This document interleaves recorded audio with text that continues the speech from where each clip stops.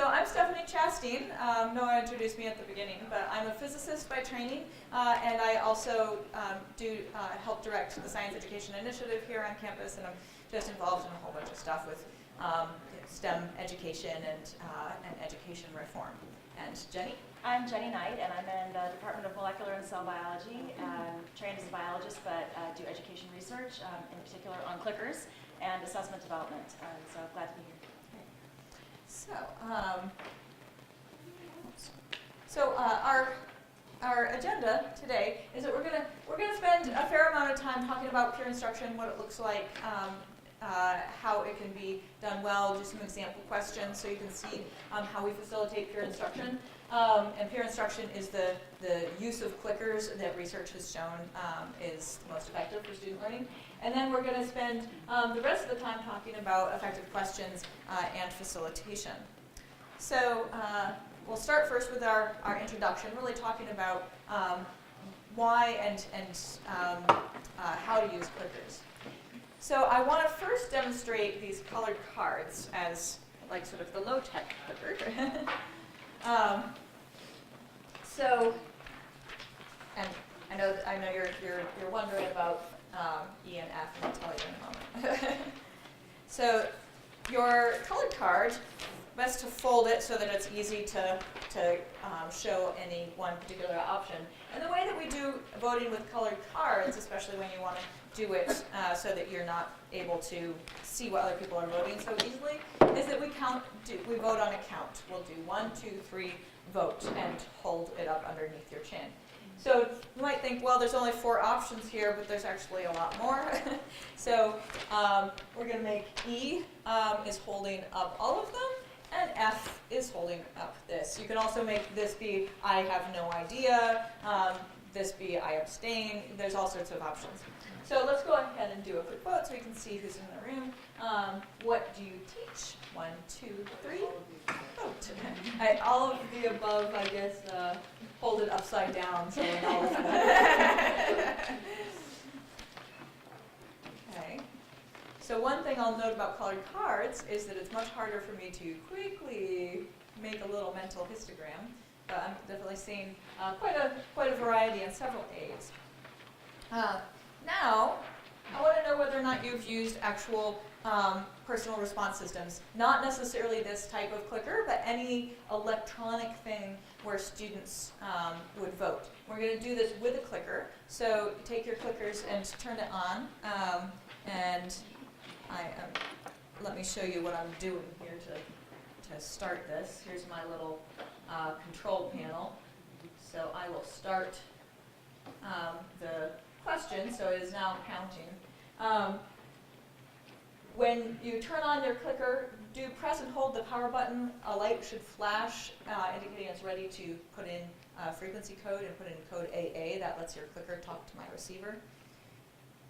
And then when you vote, do you remember what the flash is with the new clicker? It just flashes. Yeah.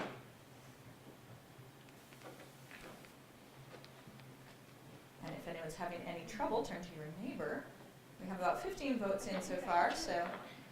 You might not even have to select AA because the default is AA, so. Not anymore, not with these new ones. Never mind, erase that. It defaults back to the last frequency now. Do we know if it works? Do we know if it enters? So make sure you're on. I don't see that your light is on. So that is the clicker that's functioning. Yeah, if your clicker is not turning on, we have some others. But yeah, this is a good peer instruction moment because usually people can get one of them to work. Okay, that's probably low battery then.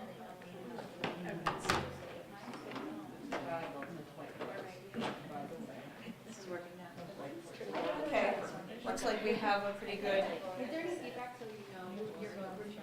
Yeah, that's what I was asking. It should blink when you vote. Yeah, so it should blink when you enter your vote, and that's how you know when you're not anything. No, it doesn't. Yeah. It should, right? So I'm That would be going to really close the vote in 3, 2, 1. Okay, I think. If didn't get this one, that's fine. There'll be another opportunity. Mostly trying to make sure that your clicker is working. And I will show you the histogram. So this is how you guys voted. Man, that is like a perfectly divided histogram. I don't know that I've ever seen such a perfectly divided group. So we will try our best to be all things to all people. And I really do feel that we have something in here for people at all stages. But we're definitely going to take you sort of from the beginning. So let's do a quick warm-up, just to get our minds on topic. We want to think about, why do we ask questions in class? So what is the purpose of asking students questions? And I don't mean on homework and exams, I mean in-class questions. And why might we use clicker questions to ask those kinds of questions? And again, it doesn't have to be the physical clicker, like anything where students vote. So I want you to turn to the people nearest to you, introduce yourselves if you haven't already, and take a couple minutes to discuss those questions.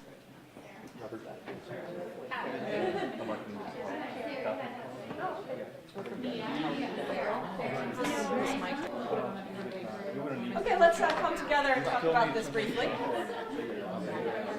So we won't have a chance to hear from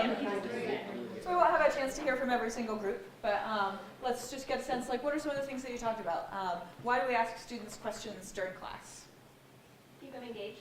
Keep them engaged. Yep. Keeps your brain awake if you have to think about something. Check for understanding. Check for understanding, definitely. See if we're at the right level, if people are along with us before we go further. Activate background knowledge. Nice. So we want to remind people about what they already know so that it's primed and they're ready to apply that knowledge. Those are all great. Anything else? What about clicker questions? What's helpful about the clicker, either electronic or not, for asking those kinds of questions? Well, you can ask the class if they get something and they'll all go, but then when you ask with the clicker, you really get a pulse of what the class is understanding and not getting. Yeah, you get a lot more data, real data, instead of just, I have one instructor who says, like, it gets students around that, like, oh yeah, I knew that, because when you actually have to make a choice and a commitment to an answer, the students and you see whether they really knew it. What else? What's helpful about the clicker? Anonymous. It's anonymous. I'll say it's quasi-anonymous. It's anonymous to each other, but you usually, with the electronic clicker, get a record of every student's answer, so you can look back and see how students responded. But yeah, that's really helpful. We see different results when you ask students questions by raising their hands or by the clicker, and we think that's because you vote with the majority when you see what other people are voting. Anything else? Why to use the clicker? Well, it keeps them like interactive. Yeah, asking questions itself is interactive, but there's something about that physical artifact of the clicker that really gets everybody thinking about it, so they can be quite engaging. And I also give credit. You can give credit for individual contributions instead of like the group activities. Yeah, you can give credit. We'll talk about points for clicker questions, pros and cons, a little bit later. So that's a great point. So Jenny's going to talk a little bit more about the sort of benefits of using clickers in peer instruction. I don't know if you want to hold that. Sure, I'll just hold it. Okay, so I think you all are a pretty sophisticated group, and you've either thought about using clickers, have used them, or have done something that's very active in the classroom. So we would like to make sure we say that clickers are a great tool, but are not the only tool. And just having a clicker in your hand or having students with clickers in their hand does not automatically make your classroom perfect. So one has to really think about how one uses this kind of a tool. So we want to share with you a short clip. I'll let you do it since it might be. I just do the first two. I always lose my mouse. I just saw it. So there we go.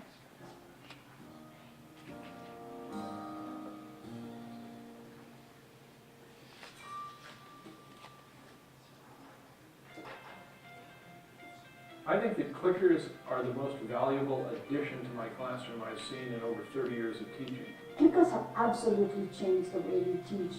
I think it's now something we look forward to. It helps us to bring more innovations into our teaching. Lecture now becomes very dynamic rather than static. I'm not just a robot presenting a pre-prepared lecture. It evens the playing field a little bit. Everybody has a chance to kind of think about things and answer them at their own pace. I find that teachers that use clickers in the classroom are much more in tune to what their students are understanding and what they're not understanding. They engage students in their own learning. The students move from passively listening to my wonderful lectures to actually having to figure out things and learn them themselves. The relaxing atmosphere, the students feel like now they have a voice in the classroom. I think that is very important for students. But just what is a clicker? Clickers are basically a real-time poll of your class, which helps them learn. Let's give you a brief snapshot of how it's run. Several times in each lecture, the instructor pauses and asks the class a challenging question on the material. Students chat with their neighbors for a few minutes to help them figure out the answer, and then they click in with their choice. Instructors can get a record of every student's answer. A real-time histogram is created, showing the class response as a whole. The instructor discusses the question with the class and moves on from there. What if they're spinning opposite ways? The clickers are good for many reasons, but one of the simplest is there's accountability. Everyone knows. So that video is up on our website. It's linked on the handouts if you want to watch the rest of it. As you could see from that video, students also recognize the value of clicker questions, which is one of the reasons why that video itself is powerful, because if you have colleagues who might be unsure about using clickers because they think their students might not like them, those students, at least the ones who were interviewed, were very positive about their experience and recognized some of the features that faculty really want out of using clickers. Let's see, so I should be able to go on, but here we go. Okay, so this is, we're going to talk just a little bit about some of the recommended pedagogical uses of clickers. In general, one should ask more than one clicker question per class. Depending on how long your class period is, you could go above 5 clicker questions, and this is really a personal choice, but the important thing is that those students feel like they're actually using the clickers frequently enough, they get into the swing of what they're doing and why they're using them. The really important part is that clickers trigger the chance for students to engage in peer instruction. So this is an opportunity for them to actually think about their own answer, then discuss with their neighbors their answers and maybe their reasons for their answers in order to not feel isolated, right? This is an active component of learning, is actually thinking about why you think something is correct and why somebody else thinks something is correct. And a lot of people on campus here at CU have taken up the use of clickers and have, it's really changed the way most of our science classes are taught. So here's just to briefly review the anatomy of peer instruction. So if you are going to use clickers, this is the recommended sort of cycle. Ask a question, as we have already done with you guys. Let the students take an individual vote, which means that they are thinking about their own answer, doing some of their own internal processing. Then, after they've voted, then you ask them to turn to each other, talk about their ideas, then re-vote.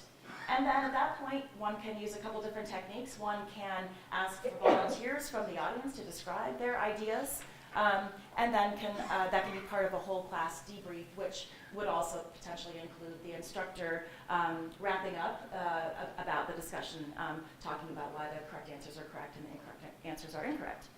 And that cycle can then continue multiple times through a class. So we have some example questions to share with you. One of the wonderful things about clicker questions is that they can take a wide variety. They can take a different kinds of approaches, so they don't all have to be the same. They don't all have to be about content. They can be about attitudes. They can have multiple correct answers. There's all kinds of different uses of clickers.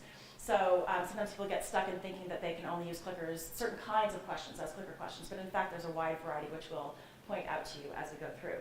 But just as a warm-up, we're going to do this one, right? This is the one, okay. So here's one to actually try out. We'll try this cycle of exploring a clicker question with peer instruction. So you guys can read the scenario that we're giving you up here. It's about earlobe attachment, so everybody's ears are either attached to the side of their head or not attached, and usually people take this opportunity to figure out, is my earlobe attached or unattached? This is a genetic trait, and so from the information that's been given in the prompt to this question, you can think about now on your own, what would you be able to conclude? Starting. Oh, there we go. Okay, so now just think individually. Don't talk to your neighbor yet. Just think about your own personal answer. Click in.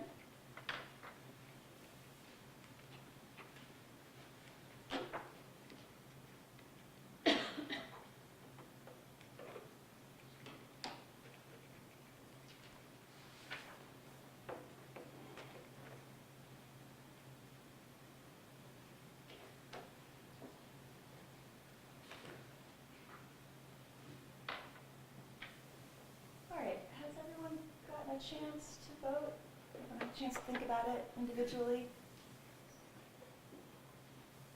All right, so we'll stop the vote now and turn to your neighbor and think a little bit about why you chose whatever answer you chose. Feel free to discuss your ideas, whether you're an expert in this or not.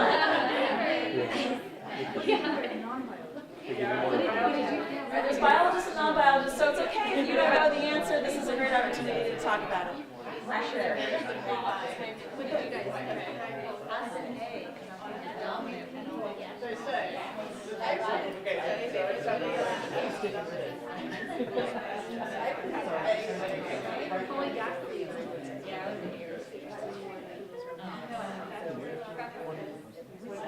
This is saying which is recessive. No.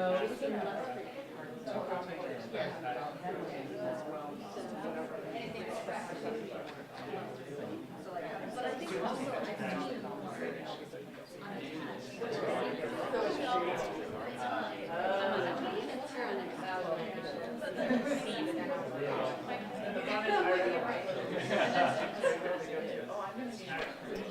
I don't trust you.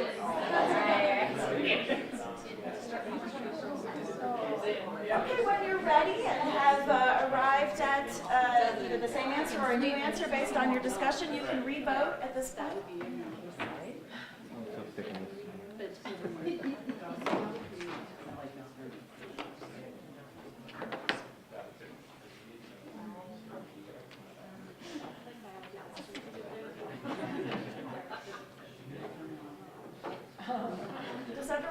Is everyone's clicker working? Does it seem that you're all have working clickers? Okay, go ahead and re-vote. And if you're, it should blink. And also, if you're looking up there when you click the button, it will increase in numerical value on the side. Unless you've already voted, in which case it won't change the number of votes.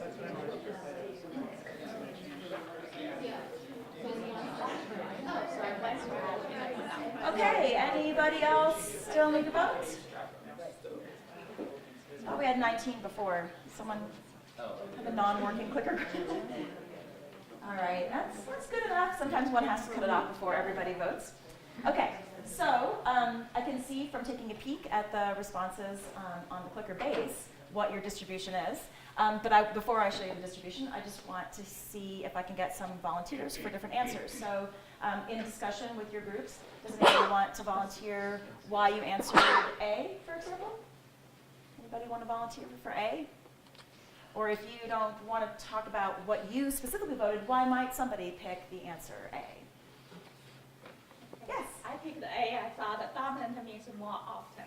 Okay, dominant means more often, and thank you for volunteering. Sometimes it's hard to volunteer. A volunteer gets a little present. All right, how about C? Do we have anybody who'd like to speak up about what they thought or why they thought the answer might be C? Or why somebody might think the answer is C? Anybody want to share? I know that some people voted C, so. All right. We have some biologists at our table who helped us with this. All right. And we thought about the same thing that was just mentioned over here, that dominant might be more frequent, but then they brought up some examples where recessive traits are actually majority in our population. So we said we need more. Okay, good. So more information, and you get a present as Thank well. you. So more information needed because it's not necessarily a direct connection between the nature of an allele and the frequency in the population. And that is actually the correct answer, C. And here was the distribution. This shifted quite a bit from the initial vote because you guys were all discussing your ideas with each other, and the biologists were helping the non-biologists, and so we got a movement towards the correct answer. This turns out to be a rather strong misconception among students, which is why I chose it for you guys. It's difficult to translate the idea of dominance in specific alleles to the whole population. It's a challenging transition. So this is an example of a question that can really be used to draw out student incorrect ideas in a friendly way where people can share their ideas and talk about why they think something might be the case. Do you want to show that previous distribution? Oh, sure. I don't know. That's the So, we just had. so you can actually go back and see, so this was before discussion, and that's after discussion. So very strong. Before, can you Yeah, show it again. It's a little difficult to do this. There we go. So you can see that more of you thought A initially, and then the discussion helped you all shift, but not 100% shift, and that's fine, and it's valuable to discuss the incorrect answer, the most common incorrect answer. In this case, it was quite a shift, but still valuable to talk about both, which is why I asked for volunteers to describe both A and C, but not B, since nobody voted for B. So, and just so you know what Jenny was mentioning, that she already knew what your distribution was, we have it on this little screen that goes with the clickers. So we know what you voted before we show it to you, which is really helpful.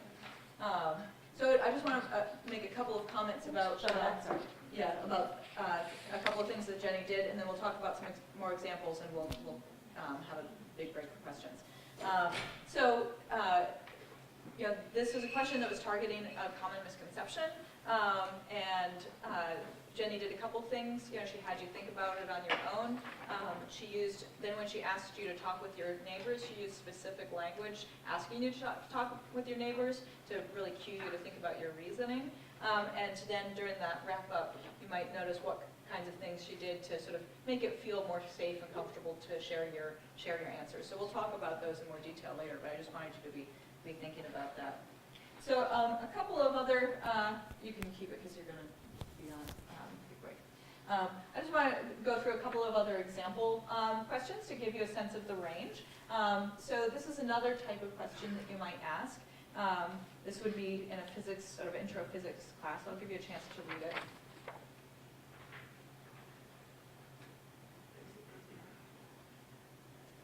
So, well, the first question that Jenny did was really focused more on concepts. This one is really a lot about graphical interpretation. It uses everyday life context so that you can interpret this graph. And that's something I can think of applications to this kind of question across a lot of different disciplines. I'm going to give you a mathematics example now because in mathematics classes, a lot of people aren't quite sure of what kinds of questions you can ask to get away from just sort of the simple kind of factual recall or what is the correct answer to this. And I really like this particular question. I'll give you a chance to read it.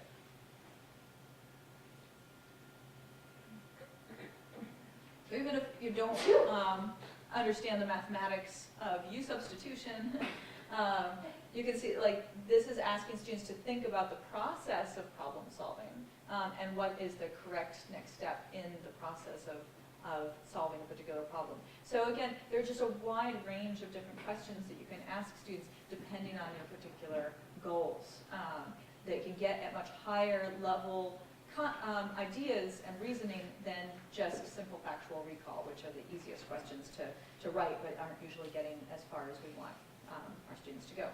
So let's take your questions. How are you creating the PowerPoint to interact with the clicker? Is it, Oh, what's that's super easy. In fact, you don't have to do anything because the iClicker software just runs on top of the PowerPoint. So the PowerPoint is there, whatever you have is there, and when you ask a question, and when you click start and stop and so on, the software captures an image of the question that you've been asking. So in this case, if I were to start the Clicker software and ask you to answer this question, it would capture this image. So then in the files, if I wanted to go back and see which questions I'd actually asked, there would be an image capture. And then the data, of course, is just collected, and one can use it later in a summation type of format to give students credit. Or one can go back actually into the data and look at what students have actually answered. So all of that, it just rides on top of the PowerPoint. It doesn't have to be integrated. So before we click, you're clicking on something over there. Just this little blue device right here, which is the master controller, and it just activates the system, just starts it. And that's fairly, somewhat specific to iClicker. Is one of the reasons we chose iClicker. So in theory, if you're going fast and you had one you wanted to ask on the fly, you could write it on a whiteboard on the side. It doesn't matter, the image just wouldn't. That's right. You could write it up, but you wouldn't be able to capture that image. You could type it onto a slide on the screen, and then if you hit start, then you would capture that image. You can type it in Word too. It doesn't have to be PowerPoint. Yeah. So it captures whatever's on the Yeah, we screen. have an instructor who just has his questions in a big Word file, and he scrolls to the right one. There's a question back. I was Yes, gonna- Logistically, how does it work? Do you have each of your students purchase one, or do you have a class set? And then how do you deal with the classroom management of like, mine's not working, and mine's a low battery, and you have a really large class? So here at CU, it's in the bookstore like a book. It goes on our textbook list, and students know that they need to purchase a clicker. And we've had clickers here long enough that there are a lot of used clickers that are available for purchase. They're a little bit cheaper. And then in terms of like the My Clicker isn't working, what a lot of instructors do is to have like, say, 3 free clicker days in every semester, and when the student says mine isn't working, well, this is one of your free clicker days. That only comes up in cases where where you're giving credit, and is one of the cons to giving credit. But yeah, so things like that should just shut the problem away. You can also set how many clicker questions out of the total they have to answer per class period. So for example, if you know that you're going to ask quite a few questions, like maybe 5 or 6 questions in a given class period, you can give the student credit for answering 75% of those questions. I mean, you can give them full credit for participation if they only answer 75%. So that means if they're a little bit late to class, or the clicker's not working for one question, they shouldn't be stopping class to ask you for help, because they should be able to figure it out. They have some spare batteries or whatever. And the more students use clickers, of course, the more sophisticated they get about them, and they no longer ask those kinds of questions because they are using them in multiple classes. In the back. I was just going to add on to that at our college we just bought classroom sets, and the advantage to that was we didn't have to all adopt the clickers at the same time, and we haven't had any problems with it. We just wrote like a code onto it, and every student's assigned the code for the whole semester, and that's worked really well for us. Especially with smaller classes, that's a really great model for using them. If you've got 200 people in a classroom, that might not be very much fun to try to navigate that. Classes, so it works for that. Other questions? You just mentioned a little bit in terms of assessments. How do you do all of them by participation or correctness? Right. And how do you... And we'll talk a little bit more about that towards the end. So I'll just say very briefly that you can basically adopt any model you want to. You can give credit, you can, for correct answers, you can give credit just for participation. You can set the system to award credit based on how many clicker questions they answer in a certain time. So there's all kinds of ways that you can set the system to record the credit for the entire semester. And often people will just wait and download that information halfway through the semester to give it back to the students, or at the very end of the semester, so that it's not like interfering with normal classroom practices.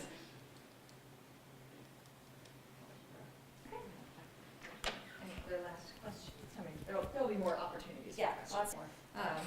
So I'm going to go kind of quickly through this because I think that we've already talked a lot about the benefits of peer instruction.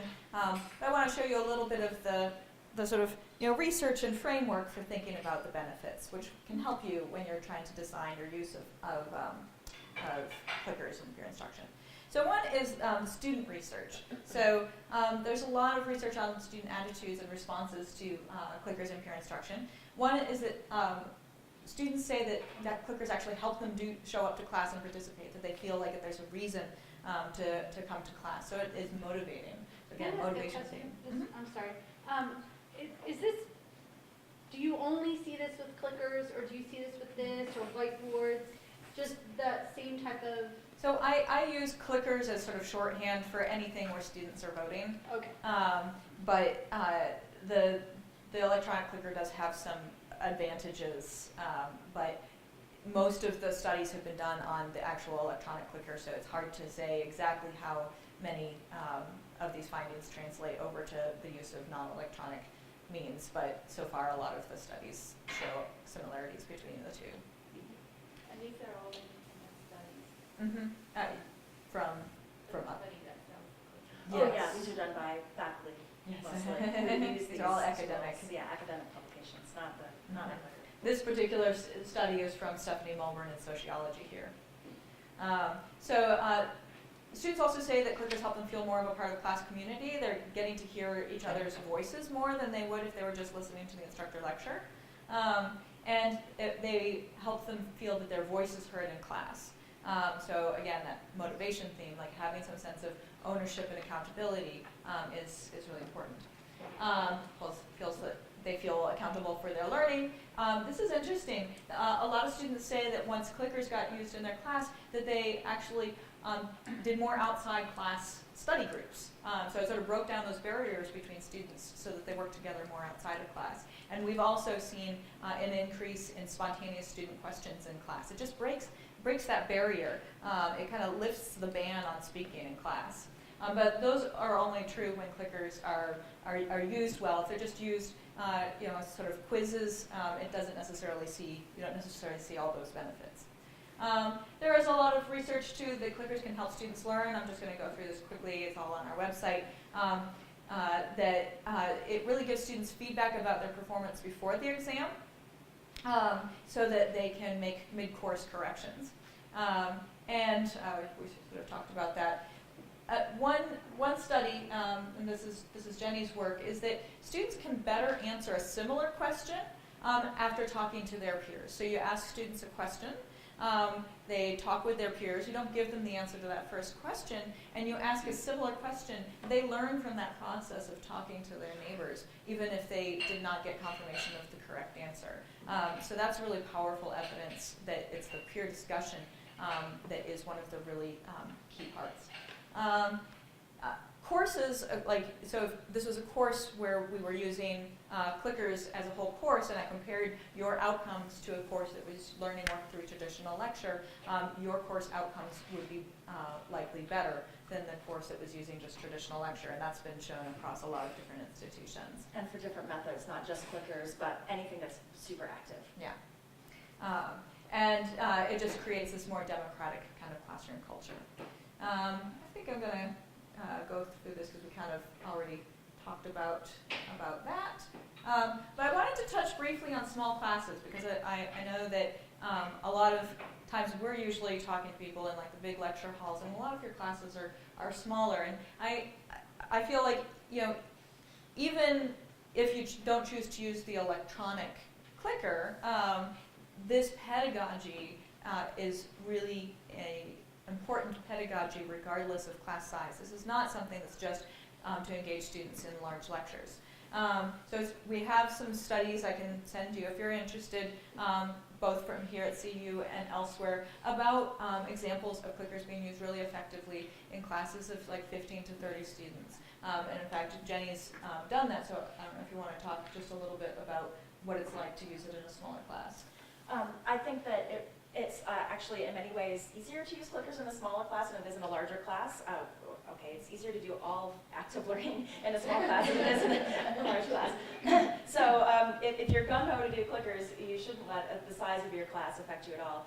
Sometimes people think that in a small classroom you can really talk to every single person, so why would you bother to actually use this sort of anonymous device of collecting information? But it turns out that it doesn't matter whether you have 20 students or 200 students, you want to hear from everybody, and you might not hear from everybody even in a 20-person classroom. There's always a person who's willing to volunteer and people who are not willing to volunteer to talk. So the clickers are going to give you this grasp of the whole classroom, whether you have few students or a lot of students. So there's so many benefits to them, no matter what the size. Any questions or comments on small class use? So we've been using them at our college, and I had the opportunity to observe other people's classes. So I see like the spectrum of people not using them and people who use them. And students just, even in a class of like 20 or 30, they really love them. They think it's fun to vote. And you'll see them scrambling, like, oh yeah, and they're like, ooh, I got the right answer. No, I didn't get the right, you know. So even in the small classes, students seem to be excited about using them, even when they maybe know all their classmates. So let's switch gears and talk about like the kinds of questions that you can ask in for peer instruction and some strategies for writing good questions. So first I want to give you this kind of framework of thinking about when you ask different types of questions. And some of you touched on this in like our first sort of warm-up activity, that at different times you might have different goals for your questions. So I find it helpful to kind of think of this sort of learning cycle of like before instruction, where you're sort of setting up the class or setting up the topic, and then during development of the topic, when you're really getting students to develop their understanding, and then after, when you want to assess. And we can think about what happens for students during each one of those pieces. So for students, before you are really delving into a topic, you want to be trying to provoke their thinking or maybe motivate them about the topic. Where does this relate to other things that you've done in class? How does this relate to things that they've done in their everyday life? What's a question that they might have related to this topic that you can ask a clicker question about to really help get them prepared to think about your topic? And then as a teacher, you get a lot of benefit by asking questions before you delve into the topic. So as a teacher, you get to find out, what do they already know? What do they care about? And then that can help you really target your instruction more clearly to their needs and interests. And then during, this is really where we tend to think about a lot of the clicker questions. You want to probe those misconceptions, have students like exercise some sort of skill, have them apply and analyze what they're learning to another situation so that they can really deepen their knowledge. And then as a teacher, this gives you information again. Are they getting it? What are they thinking? Are they done with this activity? Where are they at? And then after you've developed the topic, you want to give students a chance to demonstrate their success. Again, this is really critical for motivation. Getting a sense that you have mastered something and that you got somewhere during this unit.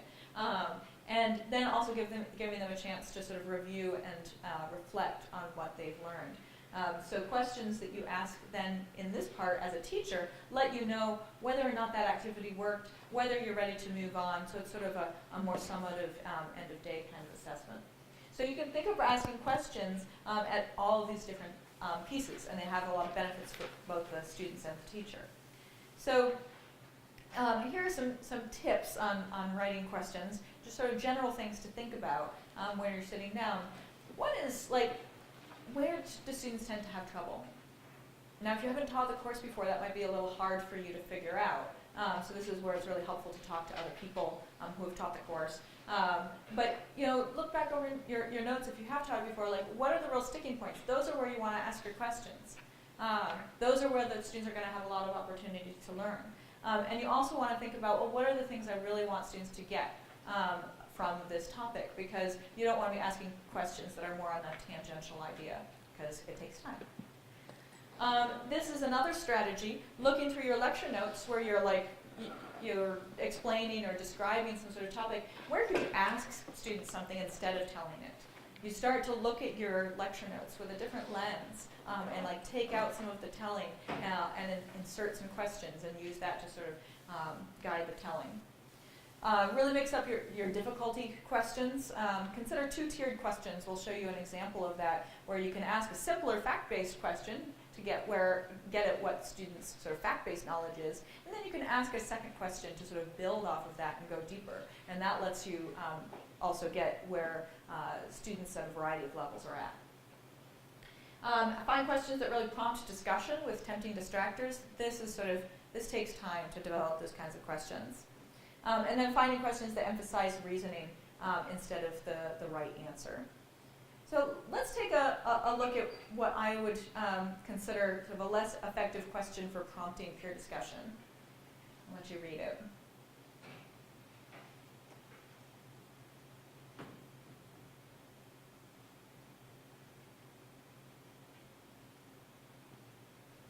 say that this is less effective for prompting the discussion? It's pretty fact-based. It's probably something you'd get from the reading. You kind of know it or you don't. There's not really a lot of impetus to talk to your neighbor. It would be a pretty boring discussion. So should you ask a question like that? Yeah? Why might you want to ask a question like that? I'm looking at you because I saw a vague nod, but like anyone else. You want to make sure everybody's on the same playing pool. Mm-hmm. I might ask this as an entry question. Did you get the reading last night? Yeah, and I was going to say that, like, I often see this kind of question used as you walk in the door kind of question, to see whether or not they did the reading. There's no discussion expected because it's just a check as they walk in the door, and it's something to get them focused the first thing that they sit down. But I wouldn't try to only use questions like this if you're trying to get a lot of good peer discussion. So just quickly, there are a lot of different types of questions. Conceptual questions, we saw some. You can ask questions that don't have a single right answer, even in science classes. You can ask them to predict an outcome of like an experiment. Prediction is a really good way to get the level of your questions higher. Survey questions can be really good. Again, even in science classes, so if you're in a biology class, like asking questions to get a sense of how widespread certain things are in that class population can be helpful. You could have students vote on whether or not they have attached or unattached earlobes, for example, and that will give you some data that you could use in class. You can embed your reasoning in your answers. So if you're finding that you're writing a lot of true-false questions, think of, or binary, slower, faster. Consider embedding reasoning in the answer, and that can give you a lot more information about why the student chose that answer.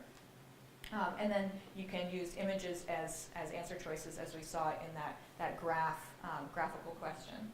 So I'll turn it over to Jenny for an activity we're going to do on questions. Okay. So to make sure we keep you guys active, we have a handout everybody should have. It has a series of questions on it. So this is it says treasure hunt at the top of the page. And what we want you to do is to pair up or team up in some way and look through these questions. So we picked a variety of different kinds of questions from different disciplines, since we have an interdisciplinary group. And what we want you to do is think about, do you like this question? And why or why not? So you can rank it from poor, not such a great question, to an awesome question at the top of the scale, 5.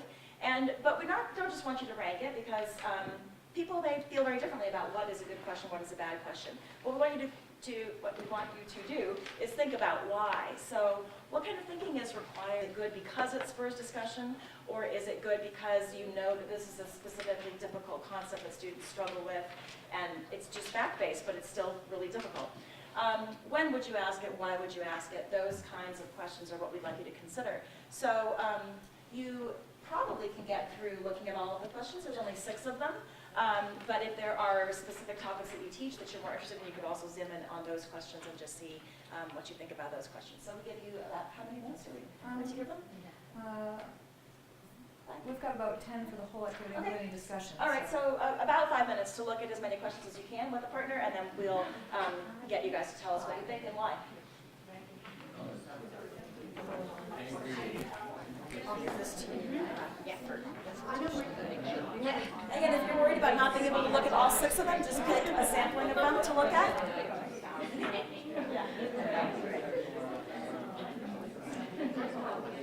Yeah.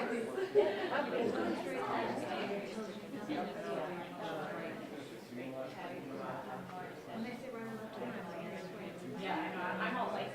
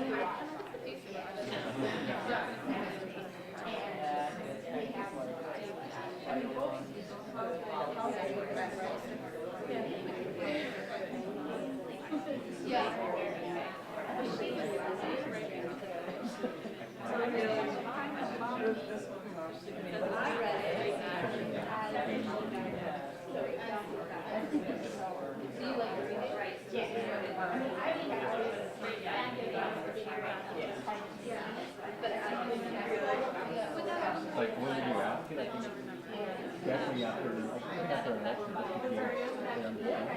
Yeah, just to make sure that they or before you move to the next level, if it's like an important component of the next session, and if you don't do things for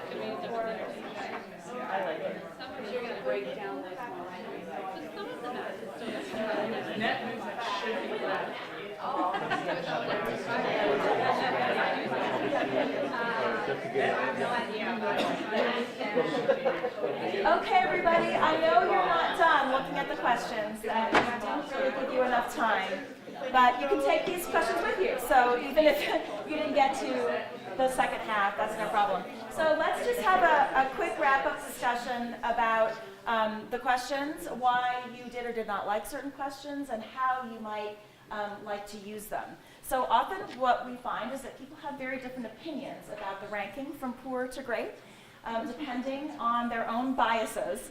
But often people will be able to agree on the uses of the question. Whether or not they loved it, they might see a use for it. So let's just see. So how about we have a group share maybe a question that they really liked and why they liked it. I'll just start up here at the front of the room. Was there one amongst the questions that you guys looked at that you'd like to call out as a high ranker, and why? I get obsessed with the answers. Right, so you guys, I heard you guys, you were really answering the questions. You were working through the reasoning for all the questions, which is great. That's what faculty often do. They have to solve it. Were you able to pick one that you all liked? Number four. Oh yes, the weight loss question. Yeah, everybody wants to lose weight, and everybody has these misconceptions about weight loss. Okay, right. So this is something that will get people involved and maybe clear out some concepts. Okay, great. So it's a question that engages people's interest, and it's also a question that potentially students have misconceptions about. And so it would be a great one for peer discussion because you'd likely have students answering all different varieties. I've actually used for it. It's one of those ways to remember your goals, because separating mass versus energy is a very valid goal, and you got to keep that in mind because they get into, well, did you take a diuretic and flush it all out of your body versus did you exercise? And it's like, no. Yes, excellent point. Those are both valid, but that's not where we're headed. Okay, good. Okay, what about another question that people liked? Maybe from another group? Well, that was great. Five? Us discussing whether throwing up, we Number wanted five. to do it. Okay, anybody else like five or dislike five? I actually disliked You it. disliked it? The mathematicians thought it was worded poorly because we're thinking like left and right, not in the picture. And we're like, why would it go left or right?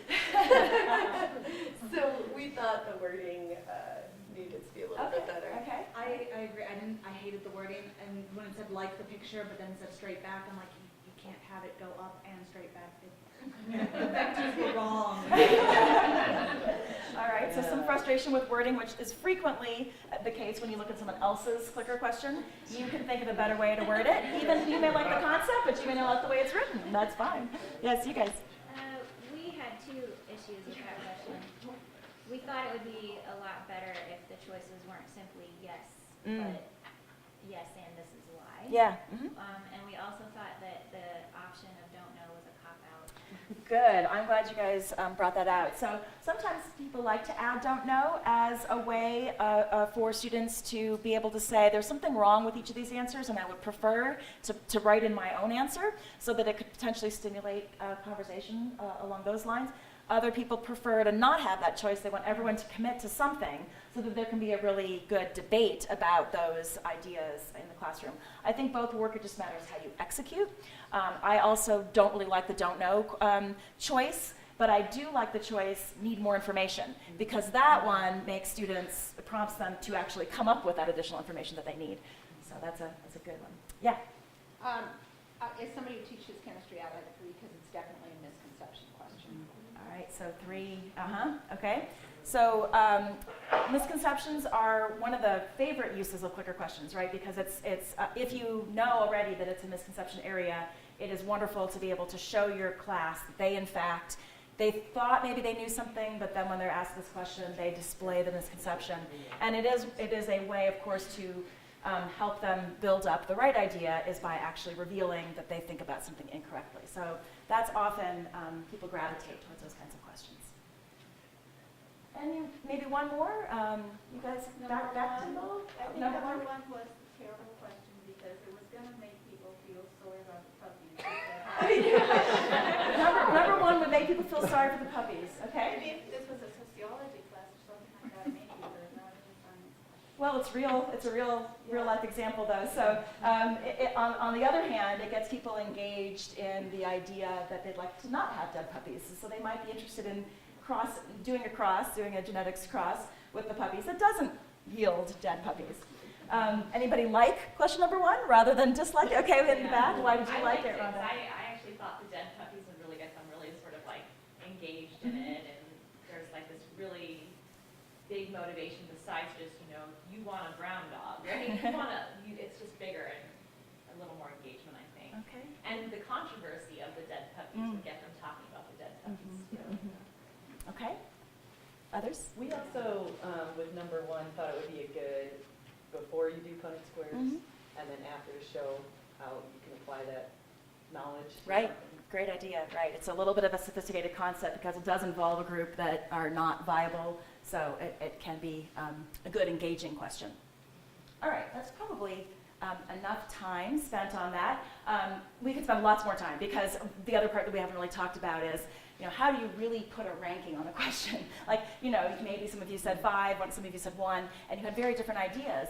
It's good to have a mix of questions in the classroom. So students might not like every question you give them. They might really like the ones that they can answer really quickly, but you know that those maybe aren't the most valuable for them. And so having a mix is really important. And there are different kinds of things that make questions good, as you all saw as you were engaging in discussion about them.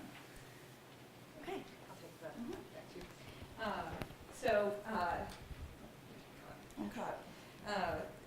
Like Jenny said, it's always really interesting to see the variety of responses to these questions. Like these are questions I've shown to people like over and over and over, and you guys came up with like evaluations of them that are different than I've ever seen before. So you poked holes in some questions that we've used for years here at CU. The ball and the cart question, I never thought about that problem. Which is another reason why it's really good to show your questions to colleagues, because they'll always see stuff that you didn't see. So I want to give you another example of a question that's a pretty good question, but I'd say it's not necessarily optimal. And it's not optimal in a way that I think a lot of our questions are optimal. I'll give you a chance to read it.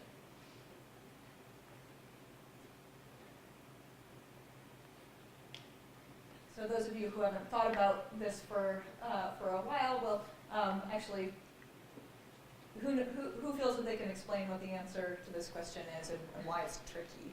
Yeah. Sure. Students immediately find resources for teachers saying that the change is changing the Earth's distance. We're actually closest to the sun during winter. For us, it's the tilt of the Earth's axis and the amount of incident radiation that we receive, length of days, and angle of rays is the phrase we use. But it's not just the tilt, and I just had students answer that on a test. It's the tilt of the Earth's axis, and I'm done. So you're saying it's both A and B. A is a massive misconception. Mm-hmm. B is a partially correct answer combined with C, sort of, but that's a really bad way to phrase that. Because the sun's brightness isn't changing with the incident radiation. And incident energy is changing. So we do typically give this question with assuming that the correct answer is B. I hear you saying that it's more nuanced, but the major contributor is that we're tilted, so we're having winter when Australia is having summer. But as you say, it's tricky, and also A is like the big misconception. So why do I think that this isn't the best question? It's not the wording. Why do I not think that this is the best framing for trying to get at whether or not students understand this? Any ideas? It doesn't really get them to think about why. I mean, you just pick the right answer. And You don't know if they really get it. Like we see the word tilt a lot. Like if this is an astronomy class or science, you'd see the word tilt most likely in lecture or book, and you might just oh, tilt, yeah, it's something about tilt, and answer that, but it doesn't really show whether or not you get it. So one thing that I think that's really helpful to do when you find that you have questions like this that are really a factual recall question and that aren't giving you information about student reasoning is thinking about trying to make it into a prediction question. So think for just 10 seconds on your own how you might change this into a prediction question. And I'll show you our response. And just think on your own. So here is one way to change it. What would happen to the seasons if the Earth's orbit around the sun was made a perfect circle? So it's a very different question, but it's just asking about one of those options, but it's trying to see whether or not they think that the distance from the sun is a contributing factor. So this is still a very tricky question and not a perfect question, but just to give you a sense of how you can rework a question. So I want to now switch to thinking about how we actually facilitate clicker questions. What it is we do in the classroom that can make it work or not make it work quite as well. So we're going to take about 5 minutes right now for you to think on your in your groups, like what do you think is going to be one of the toughest things about doing peer instruction? Or if you've done this, what is one of the toughest things? And brainstorm about what you might do to address that challenge. So take about 5 minutes in your groups to discuss those, and we'll share out.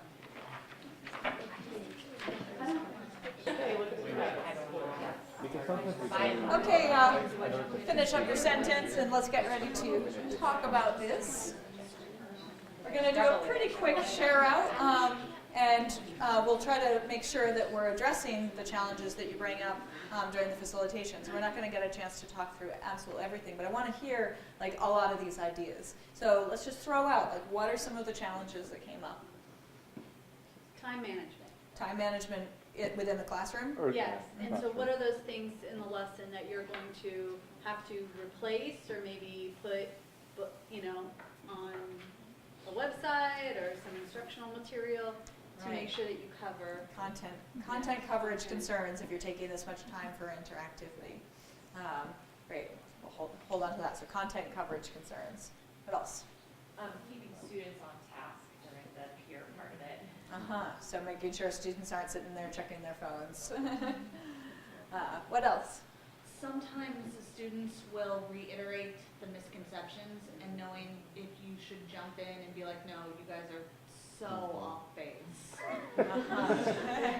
You mean when they're talking with each other? Yeah, and they're just building stronger in their minds evidence for the misconception. And they convince each other that the misconception is most definitely the right answer. So when should you intervene during those peer discussions? Great. These are great challenges.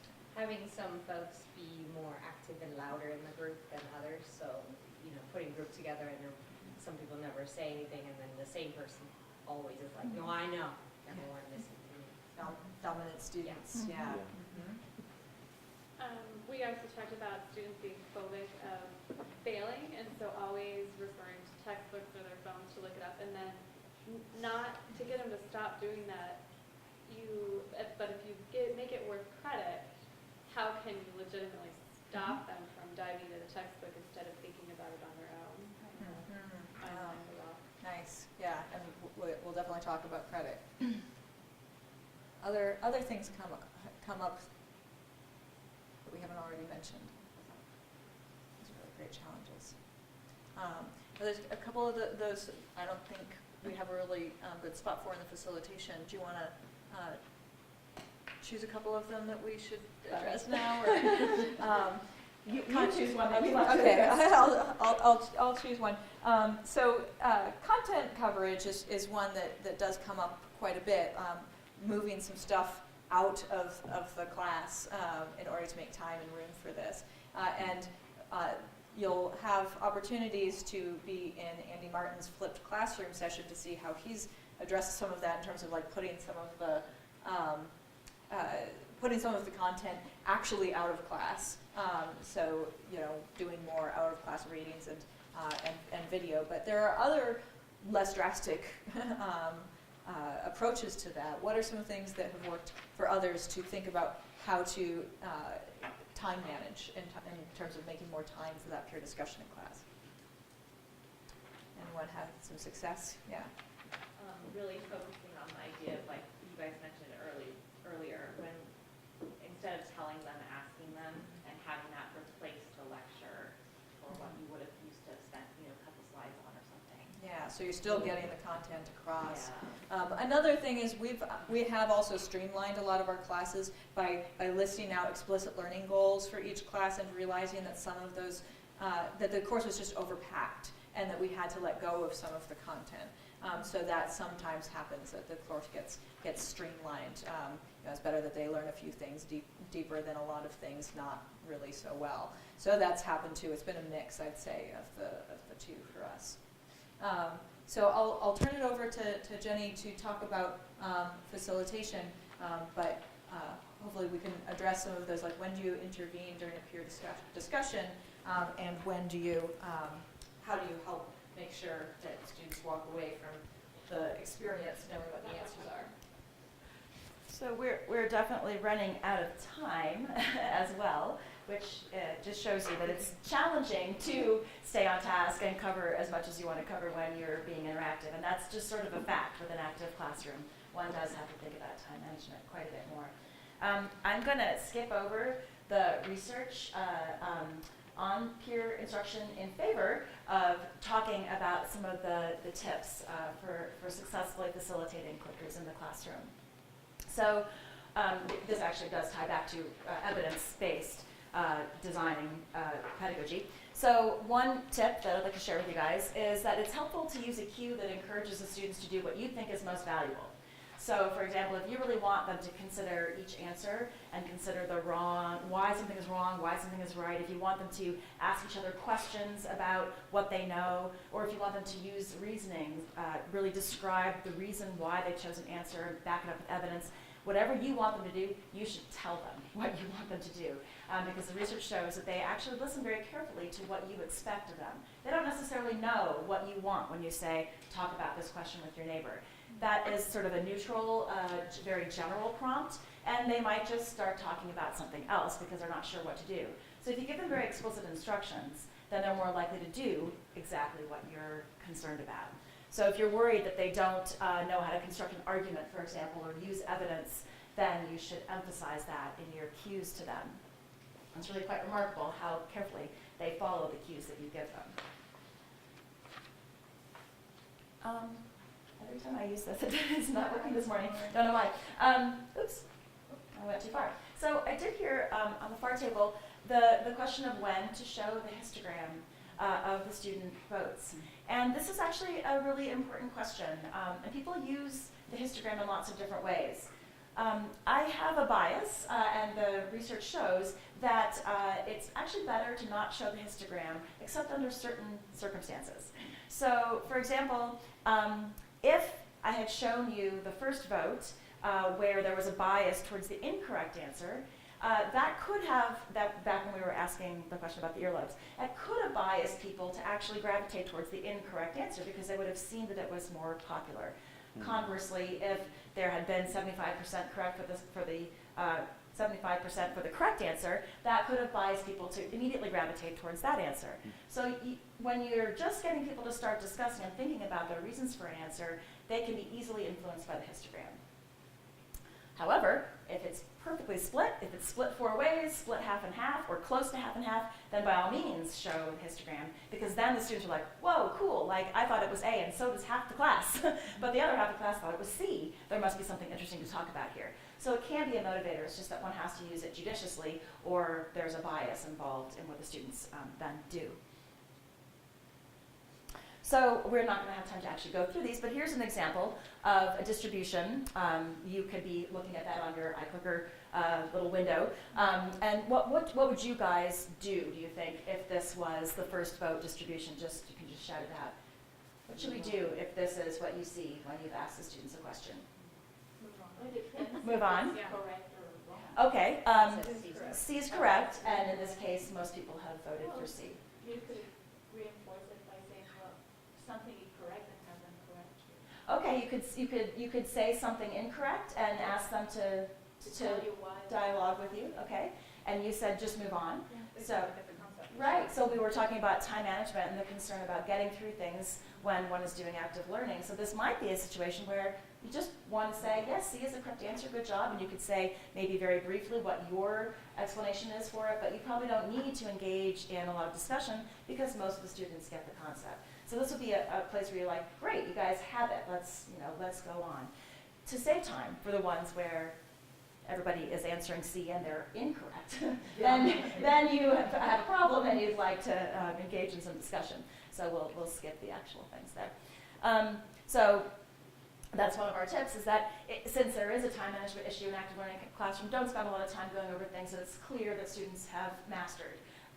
Obviously, it helps to emphasize the reason why the correct answer is correct. So you could always, if you don't want to spend too much time on it, at least talk about the reasons so that they've got evidence in their minds.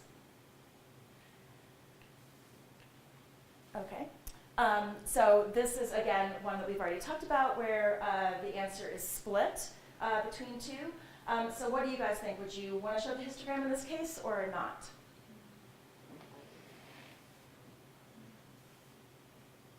Anybody have a strong opinion? Not show it or show it? Don't show it. Don't show it? Okay. Why not? Because it's a little too biased to be for my taste. Yep, okay. A little bit too biased. So of these choices, what would you like to do? So if you don't show the histogram, which do you like? Turn to your neighbors and discuss the reasons? Can someone who answered B or E explain the reasons? What do you think is best? Would you want to have people start to share their ideas right away, or would you want them to discuss it? Are we assuming B or E is correct? Pardon me? Are we assuming one of them? Yes, one of those is correct. Yeah. Yes. Say A. You like A? Split, you're split, but I don't have to show you the histogram, you're just split. We kind of fudge it a little bit. You know, it's not a perfect split, but because I'm not showing the histogram, I can just tell them they're split, talk about it, and then maybe do C, right? So you're trying to get them to really use their exchange of reasoning, exchange of ideas with each other with no fear really about being incorrect, because you're going to wrap it up and later on talk about why the correct answers are correct. So this is our give students an opportunity to discuss the reasons whenever 2 or more votes are popular, or if an incorrect answer is popular. Again, drawing out the student ideas. Now, in order to make this work in the classroom, I think it's important to address the issues that you guys brought up earlier about credit and fear of being wrong, things like that. So I'm going to skip to that because I think I need to.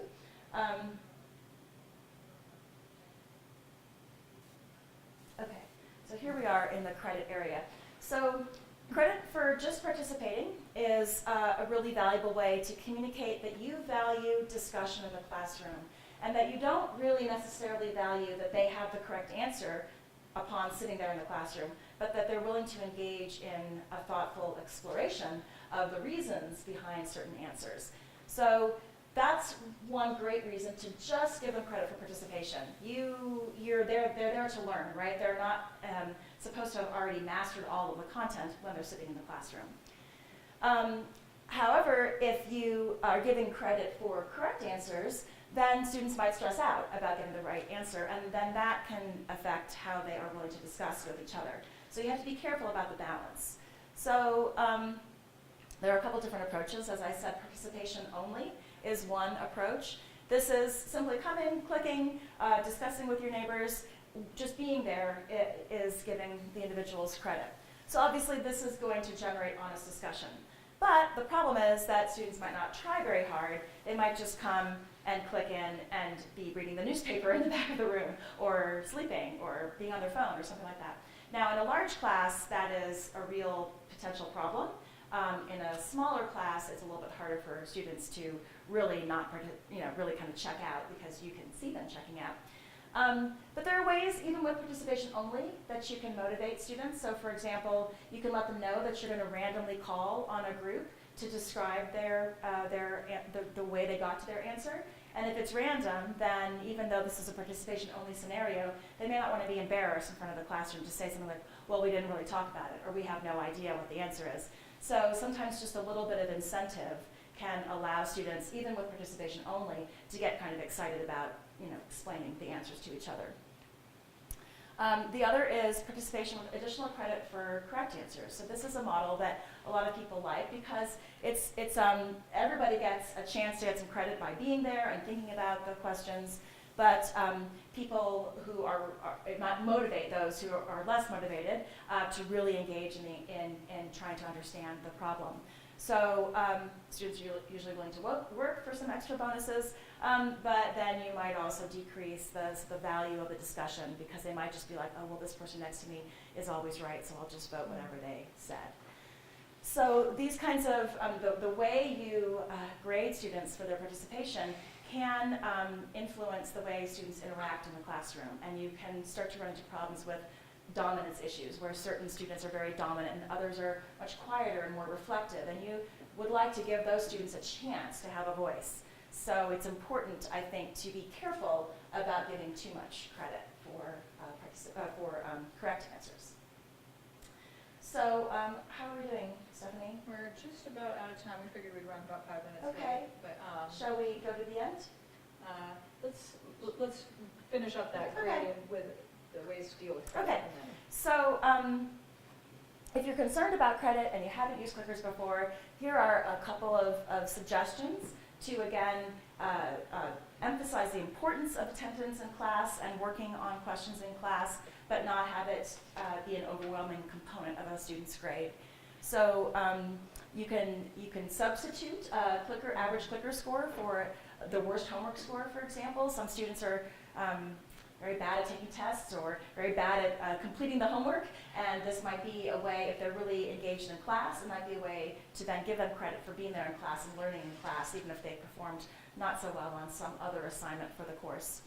Another mechanism that we use a lot is to give students, again, credit for being there and participating, and not put so much emphasis on, oh, my clicker's not working today, or I missed class last week. So if they achieve 75% correct over the whole semester, then they get full clicker credit. Or if they achieve 75% participation over the whole semester, they get full clicker credit, full number of points that you've decided to award for clickers. So these are the kinds of things that one can massage to make, to really privilege the discussion component of clicker questions, the value for student learning, while still motivating students to participate with credit. so sorry we ran a little short on time, but some of the things that we didn't quite get to are indeed in your handouts. And I just want to sort of, bring us back again briefly to that theme of motivation. That again, like clicker questions can be really motivating to students, especially when they're relating to students' interest. They're giving students a chance to have a voice in the classroom so that they have some sense of ownership and agency. And they're also giving students immediate feedback to help them feel that they have the ability to master the material. So they can be very impactful in that way. We won't have time to do this as part of the workshop, but I highly recommend at the end of each workshop that you take today, that you take a few minutes for yourself to write down just what you think you're going to do. And what's best is to just type it into an email and send it to yourself, so when you go home, you have your little to-do list. And these are on your handouts, but we have a lot of different resources on the use of clickers. So thanks very much. Have a great rest of your day, and we'll hope to see you at lunch.